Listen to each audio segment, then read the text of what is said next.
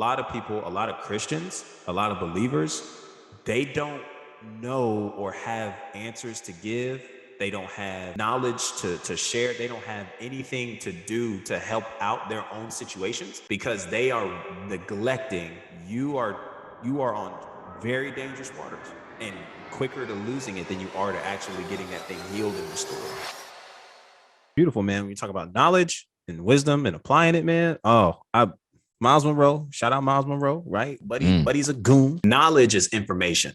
So knowledge, again, I think we've talked a little bit about the levels of knowledge: explicit, implicit, tacit. I've shared a little bit here. Knowledge, man, is just simply explicit. It's information. It's in the head. It's from studies, right? You're opening up books. You're reading. You're doing the research, right? You're informing yourself over something. And he puts it kind of like this: reading books, $20 for 40 years of study. So like we're mad that we got to spend $20 for a book, but that's literally 40 years, 30 years, 20 years, however many years of studying and a lot of hard work that somebody went through, that they're literally giving it to us almost for free. Like, it should be criminal that they're charging that low for it. Right, and yet right. We're walking by it and we're scoffing and we're mad and we don't have it. That's our go-to, right? But if you really knew what was inside that book, if you really had the willingness and understanding to get it, you would see how some books, man, actually might save your marriage, save your relationship. Some books might save the predicament that you're in, save a lot of time that you're investing to trying to figure out your finances on your own. Reading a book, man, will get you a whole lot ahead. So understanding the importance of getting knowledge. Then there's the understanding. It's the comprehension, right? It's not just information. I'm just reading it one time. No, I got to comprehend it. When you comprehend something, that's when it unlocks. That's when it becomes yours. When you can comprehend it, when you can, honestly, I think one of the best ways to do it, when you can take in some information and then you can give it back to somebody, right? You could learn something and explain in your own words what you learned, what you got away from it, how it is effective and impactful for where you're going. And then he talks about this. So there's information, there's understanding, and then there's wisdom, which is the application. So it's wise to apply the knowledge you have, the knowledge you gained and comprehend, understanding, right? So there's this wisdom that is, I'm now able to exemplify because I'm living it out, because I'm applying it, because I'm actually putting it into play. So it doesn't do me any good to read all the books and do all the research and then not actually apply what I'm reading. Because I've done this a lot, man. There's been some books I've read, man. If you asked me anything from that book, I probably wouldn't be able to tell you too much. There was nothing really important for me to look at and then be able to apply it immediately. So it was like, it was a good read. It was a good book. It really wasn't beneficial for where I am. So it's kind of hard to apply it. Then it gets kind of harder for me to actually understand the principles behind it. So, good read, but that's it. Right.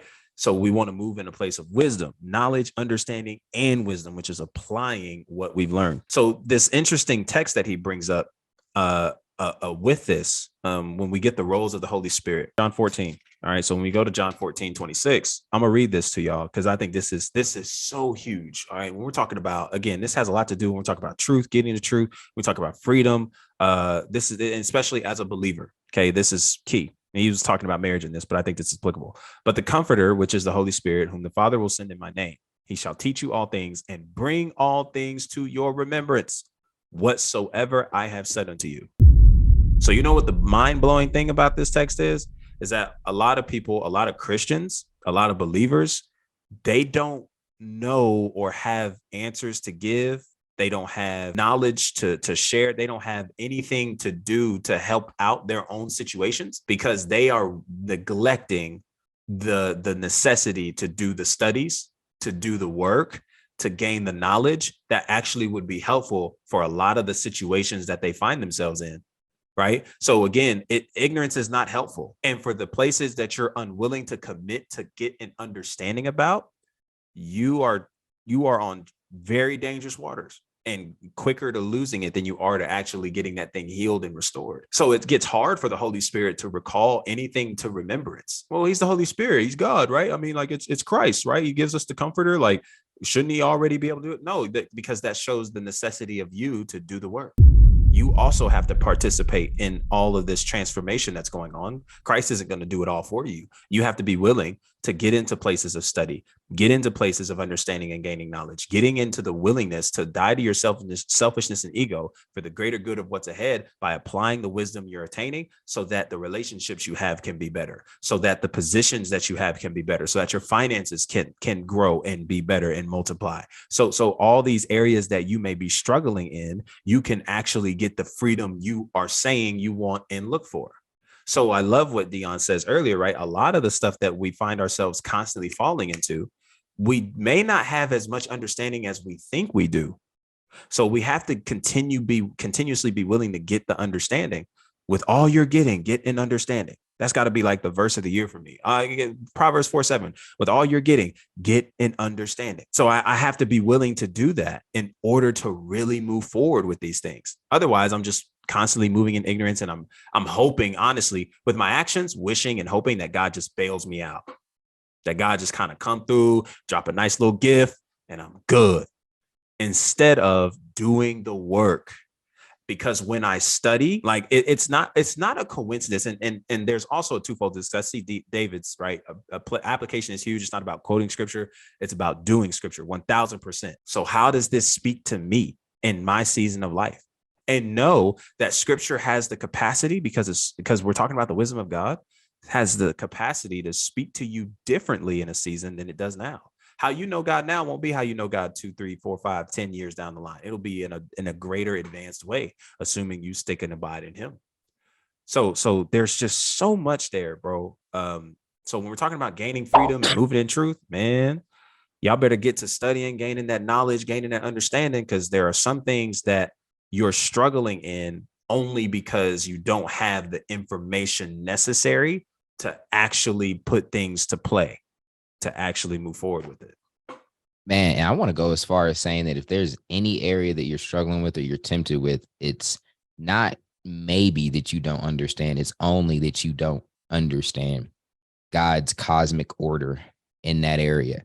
And so that is for you to meditate on. Like in science, in the physical realm, like if you, like we said, if you don't understand gravity, there's consequences. And so you got to work on that. And the scientists had to understand it to the minute calculations. And that's how you want to take it in your life. And we would never be violating gravity and be like, yeah, it might be because you're violating. No, Ninja, to the calculation is because of you. And you have to orient your life around gravity. No, there's no discussion. There's no debate every single time. And it's the same with God's law. You don't understand it. That's why there is an issue. If you had perfect power and reason, if you had perfect reason, you wouldn't be tempted. And so when we read about Jesus being tempted, think about it. This ninja had fasted and he didn't fight these temptations with strength. It wasn't like in Jesus picked himself off the ground and thought vigorously and decided that he wasn't going to go through. It's like, no, he fought it with his understanding. He was like, why the fluff would I do that? That doesn't make sense. And it's this idea that it's not your grit and your determination that's going to get you there. It's your understanding of God and his laws. And that's what Jesus understood. And that's why he was able to get through that. And that's what I want you to understand. And don't ever try to bend God's word or his law to fit your situation. That was my main point. Always is your fault that you don't understand it. And keep meditating in that direction. That understanding will come. And then just say to sit there and pray over it, or go to your church and try to get a prayer circle and have them sprinkle oil on you. A lot of y'all done tried all that. And now you hopefully understand why that doesn't work. And because God's like, Ninja, it would be like my son. He's 14 years old and he's still praying to me like, God, Father, bless me with a meal for lunch. I'm like, Ninja, if you don't open the refrigerator, if you don't go into grab the bread, okay, grab the peanut butter jelly, grow up. That's what God's trying to do for you. So be willing to put yourself in a position humbly.